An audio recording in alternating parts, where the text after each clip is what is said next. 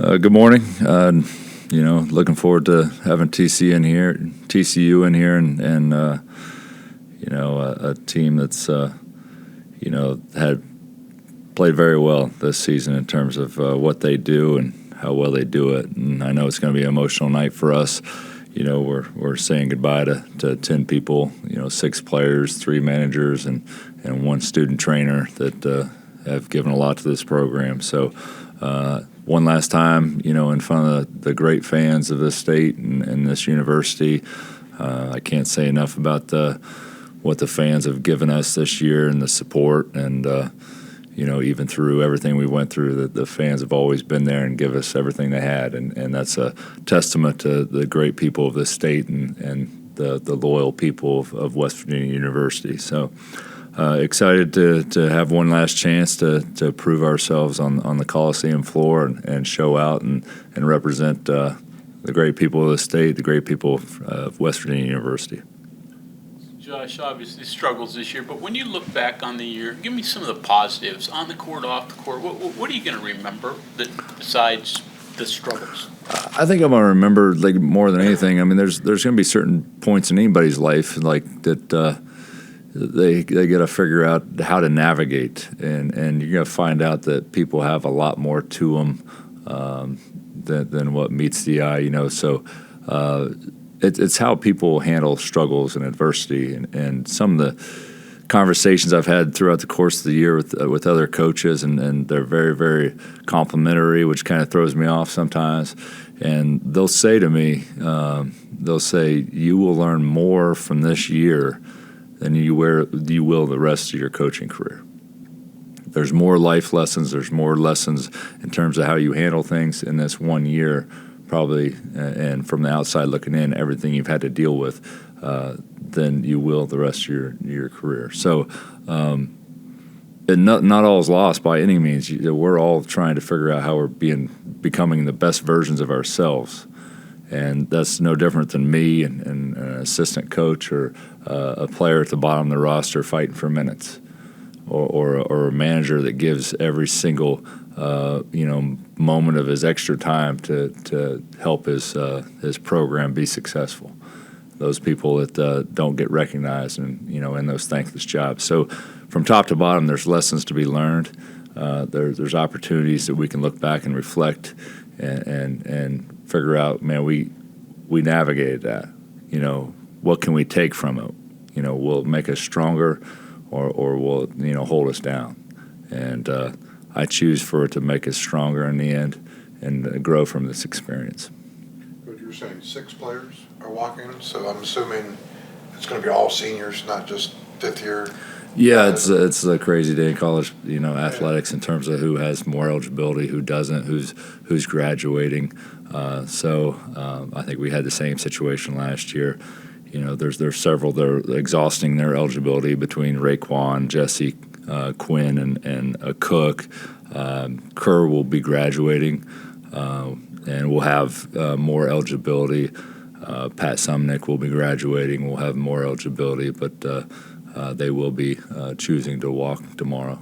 And I think Quinn had said at the beginning of the year that he could still seek a medical red shirt. Yeah, that's still a possibility. That's that's certainly something he's been having conversations with compliance and trying to do some of the figure out some of the back end work in terms of what it would take to get waiver granted for that 1 year at Iona. When I don't remember exactly how many games he played, but he played 1 extra game past that a lot of time that we re-aggravated the injury. So I think he's has looked to explore that option.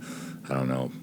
It's going to take some time to figure out whether he's going to actually have that year back or not. That stuff usually happens after the typically. Yeah. To what you were saying before when Greg asked you about the guys talking to you and giving you advice, does it kind of drive home how unforgiving this sport is? Because those guys that are giving you advice are also trying to beat you. Yeah. You know what I mean? And they've all, they can all look back at a year or I've said from the beginning, this wasn't this a normal challenge. This wasn't the sunshine and rainbows. Get up in front of a podium and start the building process. I was put in a position that very, very few have ever been put in, and I might be a case study in that regard in terms of you tell me one other situation that was similar to this, to where it's a late summer, you're thrown into the fire late summer, and you're trying to put together a roster to compete against the best of the best and the best conference in the country in college basketball. So, and I won't even go into all the challenges, and those aren't excuses. I mean, that's just reality. And so, at the end of the day, I'll probably be that case study. And there's certain people who have been interim head coaches that thrown in at different times, but the timing in which I was thrown in and the situation is unique and unlike so many others that were interim head coaches. Almost like driving in the fog at night. Yeah. You make your own way. You try to navigate it the best you can, and you do it with the utmost, class and integrity. The locker room handle the struggles well? I mean, sometimes there could be a divide when losses accumulate, but do you think players have handled it as well as they could? Yes and no. I mean, I'd like a more consistent, disposition out of them, certainly, and I advocate for that every day when I speak to them and I read their body language. I would say, the last 2.5 minutes of the game against Texas Tech was probably as frustrated as I've been with them, and I let them know that. I felt like the kind of wind fell out of their sails, and we got 2 games left, and we got a conference tournament. So anytime I see situations like that, even in small increments, I try to address it, because that's not the way you approach life in any way. You fight to the bitter end. And so that's been my approach from day one. And so I let them know yesterday when we came back before we started getting into TCU much. And, that was one of the most disappointing, small increments of time, because it was a 6-point game with 2:20 left, and we really needed to get a stop. And we didn't get that stop, and it carried on. That mentality carried on to the next offensive possession, and it kind of fell apart from there, especially when we kind of burned all the timeouts that we had. And so we couldn't, call a timeout in that situation and check them. So. How did you handle recruiting this year? I mean, and were you received well too? I mean, as far as the uncertainty of your situation and the kind of program situation. Well, I mean, the elephant in the room is a situation where there is no contract. It's an interim contract. So what I have done with I got great young assistants that are very good with creating relationships, and I've told them from the beginning, let's do nothing different than we would any other situation, whether we had a 5-year contract. We can't. We have to approach it like we're going to be here. Absolutely. So we just continue to build relationships, and certainly we didn't go heavy after the 24 class, because majority of those are going to make that decision way before a decision is made as to whether I continue here.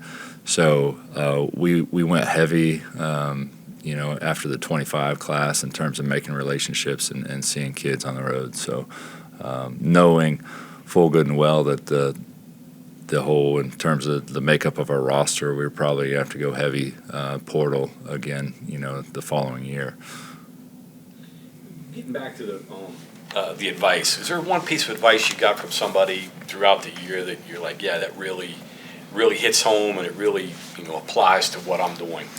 Yeah, one of the most respected coaches in the league, he said to me, after the game, and he was very complimentary, and he said, once you will be able to build your own program, it'll take time to where a situation to where you have all your guys, and it's not going to happen overnight, but once you get to the point you have all guys that are 100%, in your camp, in your boat, it'll take some time. But once you get that, it'll be much smoother sails.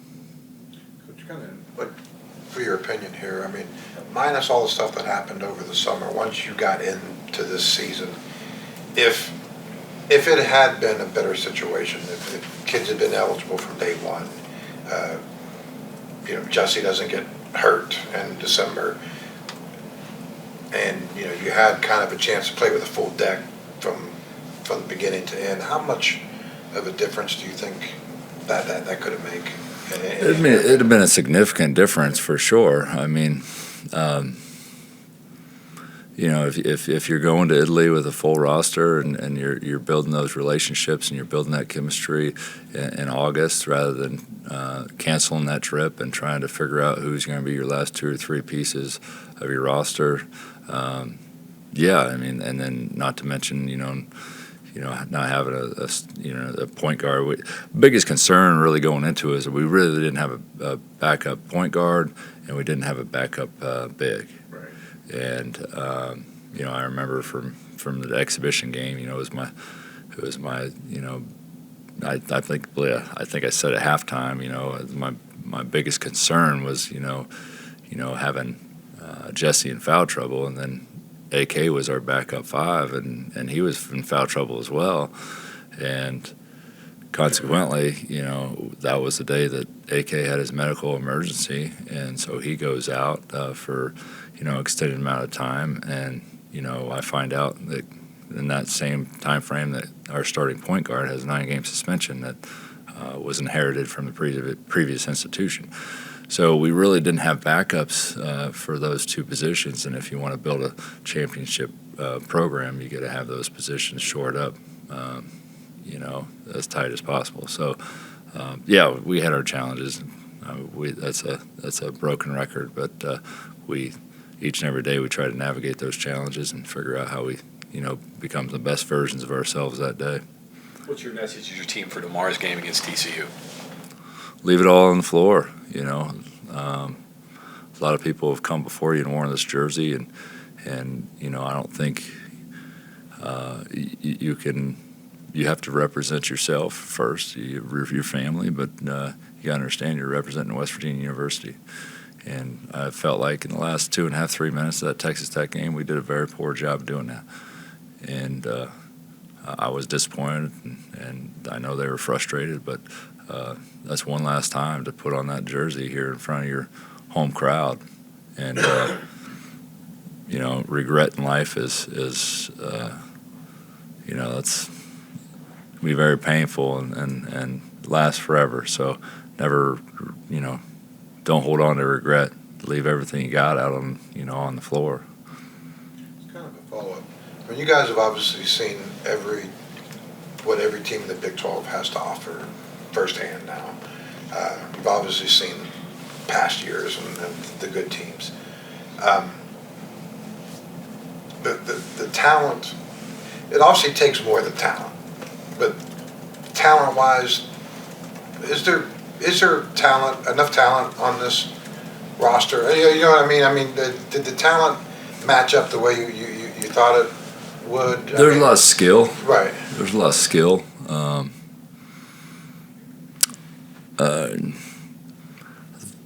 It just depends. I mean, if you're trying to compete at this highest level of the Big 12 basketball, which it is the best conference in the country, and the talent takes time to gel as well.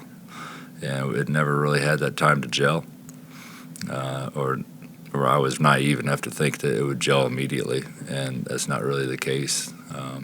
But it has a lot of skill. I think that the biggest problem for us is size and strength. Size and strength in this league is critical, and I don't think we had nearly the size and strength to compete night in and night out. In a lot of ways, we had the skill. We have the shot makers, we have the guys can make the pass, but do we have the size and strength and the physicality to compete night in and night out? That was probably our biggest challenge, and depth. Gelling is a huge X factor. Yeah, it is. Yeah. It is. Chemistry is huge in basketball, and we all know that. And so, I think I spoke to it at one point. I think I saw, and somebody can look this up and correct me if I'm wrong, but there was like close to 10 programs that had 7+ transfers for, from the portal, and I think they were all on the outside looking into the NCAA tournament. So I don't think that's a coincidence. Yeah. Just travel. I mean, obviously, after Cincinnati, do you come home? Do you go straight out to Kansas City after that? What's the Well, schedule? that's an earlier game, and we will travel out on Sunday to Kansas City. But being, we have an opportunity to kind of a regional shorter flight, so we're taking a smaller plane, 30-seater out of Morgantown to go to Cincinnati. So we should get back at a very decent time, and then we'll load up with a full load of everybody we take to the conference championship on Sunday. So. Clarksburg shuttle. No, for once we won't do that. I think that's the first in our history. The experience this year, all you've been through and everything, has that soured you on the profession, or has it stoked the fire? How has this year affected your view of coaching and the college game and the likes? It hasn't soured it in any way. I mean, it's at the end of the day, it's all about pouring yourself into young men that are going to become fathers, going to become husbands, and if you can have that positive impact, it goes way beyond basketball, because I mean there's a certain few that might continue to play basketball off this roster as a career, but for the most part that ball's going to stop bouncing for a lot of these guys, and what they learned and the example I feel like I gave them as a person, as a father, as a husband, and the lessons I taught them, I hope is something that carries on with them for years, after their time here at West Virginia. Coach, you mentioned the emotional impact for your players, but for you, it might be your last time at the Coliseum for who knows how long. Have you had to process that, and have you been able to reflect at all on how tomorrow might be it for you as well? I'm not going to put too much thought into that. It's another beautiful opportunity. I've been here 17 years and in every single capacity. So, I'm not going to let those emotions get the best of me. I'm going to take the opportunity to live in the present and be there. And I think that's something that we have a hard time in our society, is living in the present.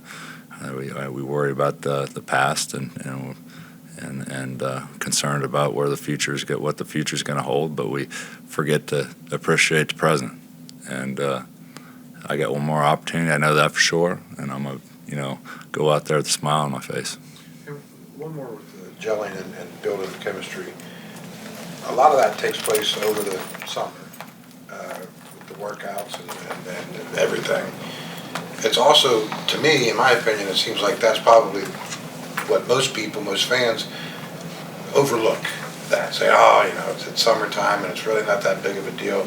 I imagine you would really kind of disagree. No, it's critical. It's critical. I mean, in today's college basketball, you basically be on the floor 300 and some days a year. I don't know what the exact number is, but there's only a few times to where you're off the court for more than a week at any given time, and maybe 2 weeks at the most. Maybe it'd be, I know you're required 7 days off after your final competition, but then you can get right into workouts again. And you got the 8-week period during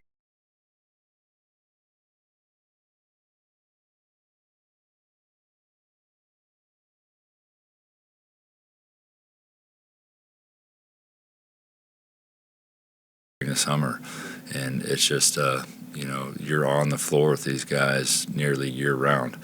So yeah, I mean the chemistry is built year round. It is built in the weight room. It's built in the short individual workouts during the spring. So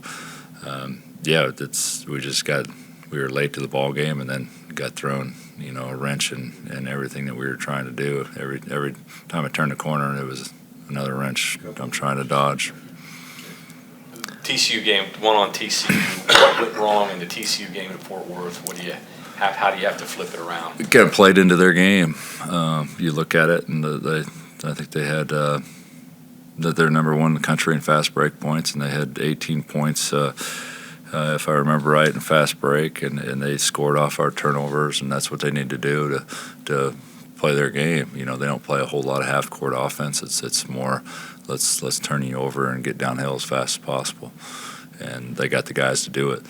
And we played right into it. We didn't take care of the ball. I think, if I remember right, that Texas 2 trip, you know, it's burned into my memory. I think, 59 points off turnovers in those 2 games. And so it was something we had to shore up quick. And so, trying to learn from our mistakes and figure out how we fix that at home. Guys like Kerr, Pat, probably maybe a couple others, you say we're going to graduate. They obviously still have 1 year left. What role will you play and what decisions they'll make about their futures?